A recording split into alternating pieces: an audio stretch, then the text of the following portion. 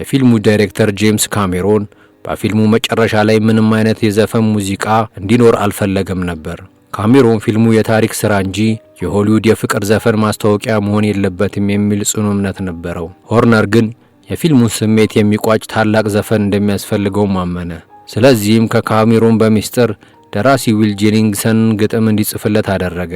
ከዛም የኩቤኳን የድምጽ ንግስት ሴሊን ዲዮንን አነጋገራት። ሴሊን ዲዮን በመጀመሪያ ላይ ዘፈኑንም አልወደደችውም ነበር።